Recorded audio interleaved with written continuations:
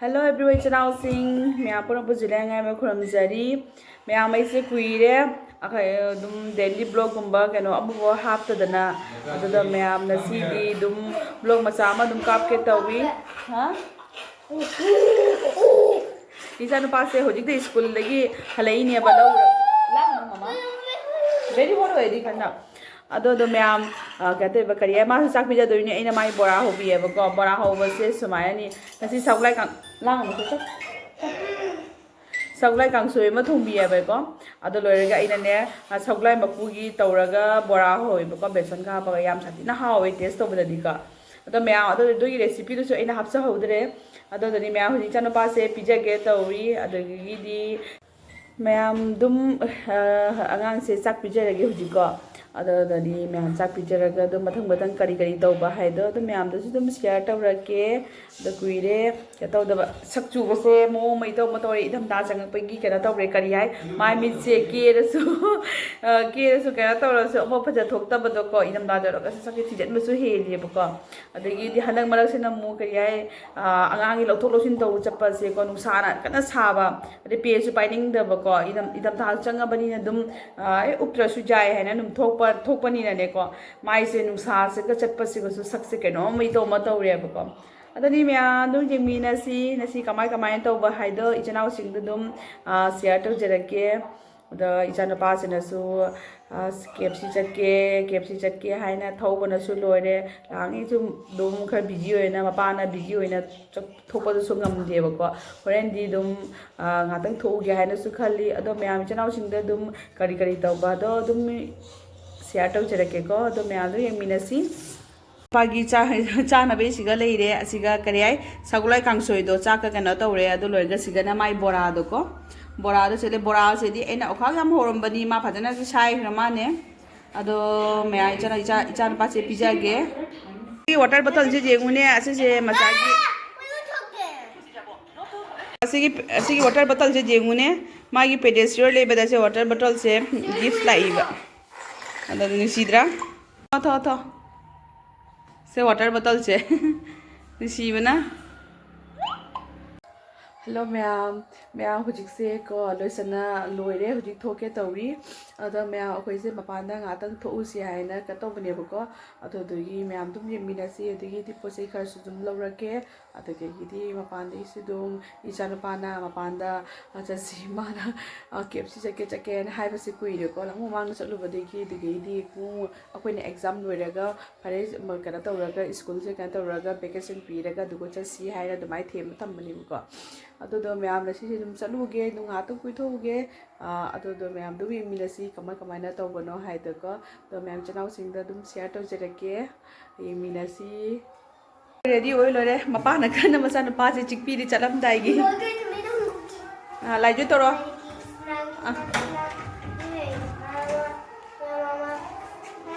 जोय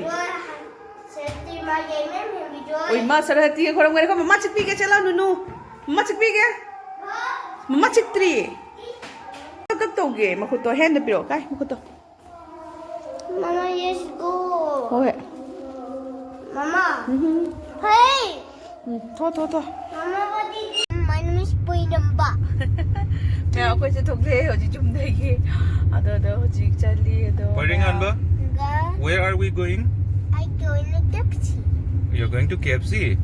तो मैं That's right. तो ये minute That's right. Oh, I didn't know that. मिट कसी पom दुमाई तो भी मिट कसे What are you gonna eat in KFC?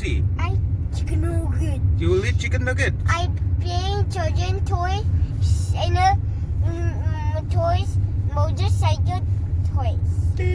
I go in a pie. मैं आगे ये मिनट से को इतना बार पंगांग तंगांग ही होता है I go in a Pepsi, go in a Pepsi, go in a Pepsi, go in a Pepsi, go in a Pepsi. That's a giant supermarket. इस्वान बाजार से बंद हुए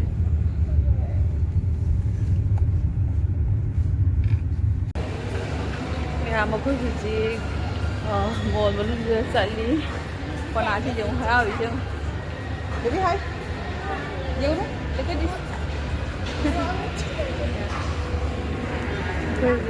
ꯈꯔ ꯆꯠꯂꯤ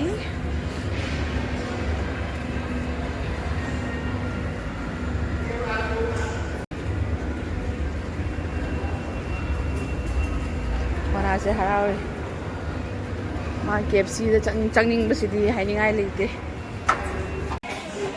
ꯍꯥꯏ ꯃꯆꯥ order tau sang ge tauri order tau gi mayam akhoi gi order tau gi bodo lae jana pa ti yuni nang na tare ado ache cha lo ra ga se cha na bi ko cha ro nem tang cha ro ne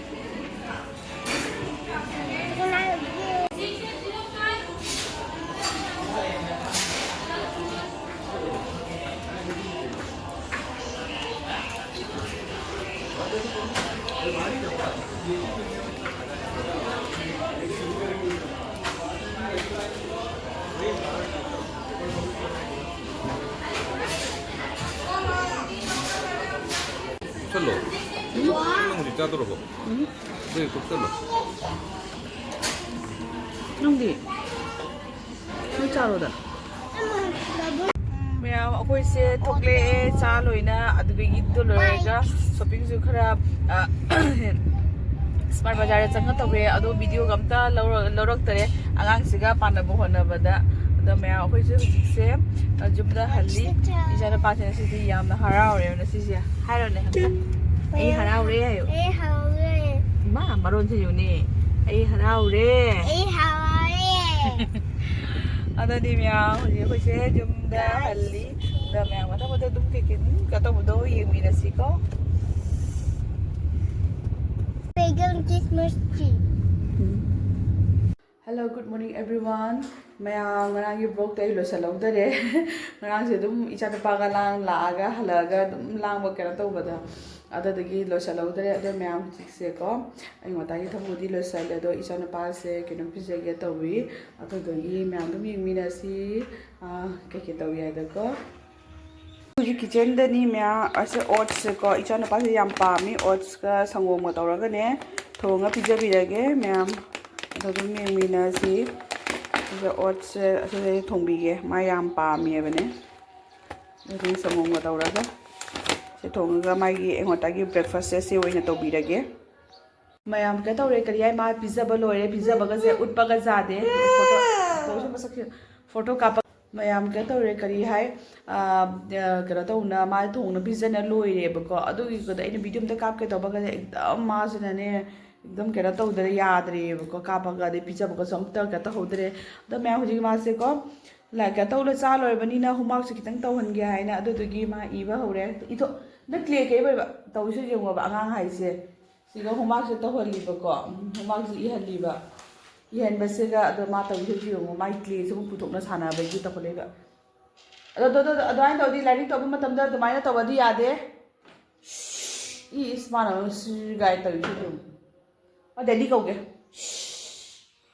ma lari ide thama pop ito adadi myam du ijan pase dum like tawge tahun ge da mathang dum jaha tawbado nu ulake jaha taw ulake haiba khudingi ai se ko utpase hekta kana tawde ithose la my friends me am nane nang jeng ge ai nang lai ibado so ithose lusi bani ithose la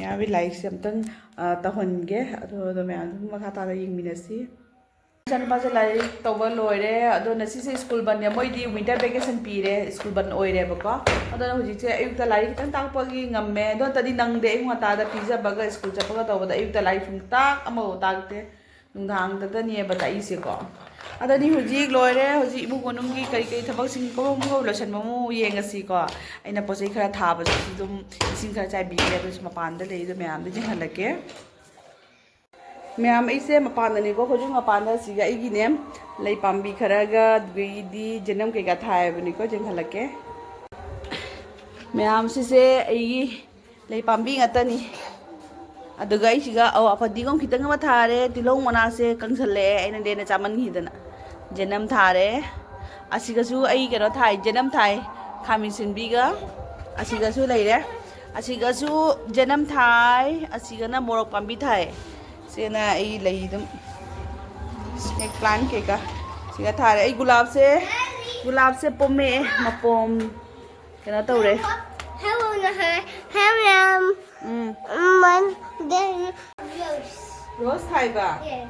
okay ꯑꯗꯣ ꯃꯌꯥꯝ ꯂꯩꯁꯤꯡꯁꯦꯀꯣ ꯏꯁꯤꯡ ꯈꯔ ꯆꯥꯏꯕꯤꯒꯦ What's the rose head? ꯃꯃꯥꯁꯤꯒ ꯈꯔ ꯍꯥꯞꯄꯤꯒꯦ ꯂꯩꯁꯤꯡꯁꯦ ꯉꯔꯥꯡꯁꯨ ꯆꯥꯏꯌꯦꯕꯅꯦꯀꯣ ꯌꯥꯝ ꯆꯥꯏꯕꯕꯨꯗꯤ ꯌꯥꯗꯦ ꯇꯧ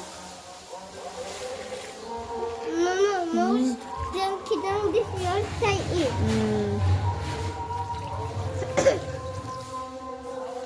There. Green rose. Dring rose sky dring flowers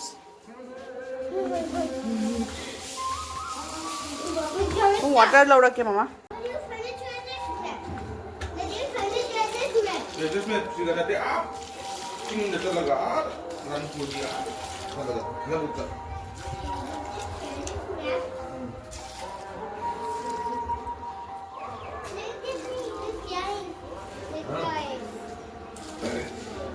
मोई लाइव प्रोग्राम से hello ma'am ai se jum lega video ka pa hamak thare icha na pa se dai kono class ta pura ka lai do sida lai re ma chawre ma pham da do ma'am ju jeng halake icha na pa se ma sang do re ji mang da moi nok to ro no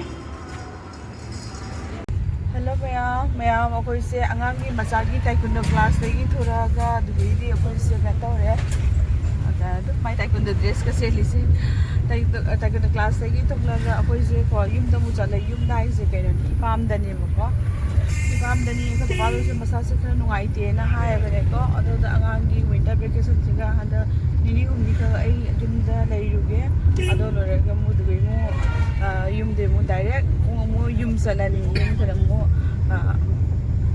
kano da ranipur dani ko ado do ni maya hujik se na ipam da chali ni ado maya gi minasi hujik gari manung dani my class loibase 6:30 da loibani abane ko 6 da loibani ado moi se dum dong kitang hendana su tak pasu jaw ko na si thora ko 6:30 oina thokli abane ado na kitang le do re ko ju hujik se mamme pura di mamme ado hujik ko se chatli ado yumda ado mayam dum minasi kamai tawbulo hai do ma'am आई हुजी इपाम यौरे क्या तौरे अदो इपाम जौबसे कनो ओइबनिना चाकसे ममाना तौ लोरमे अंगांगिदी आइना सिगा ममाना अंगांगिजी से थोबिरमे क्या तौना अदो मैम इसान पास हुजी के पिजागे तौई दो मथन गुम यमिलागे You get that. Oh my chips There. ममाना चाक थोनी हुजी अदो मैम यमिनसिको युमदी यौरे हुजी Ew, the मैम अखोय हुजी चिकचा तोक्तना तुमगे तौरी अदो ha. अदो मैम हजी केनो मुखत पाइदा डाटी दुबाई तो मुने मसक तो थी बना अदो मैम हजी अखोय Are you crazy? No, I am not. You are You are crazy. KG boy. अदो मैम अखोय से हजी तुमगे तवी अदो मैम ब्लॉग से बतांग से सुम लोइसन लगे मथंग मु नेक्स्ट ब्लॉग तो फंगनरसी ma'am bye bye good night No, good night. That's time. Good night Good night.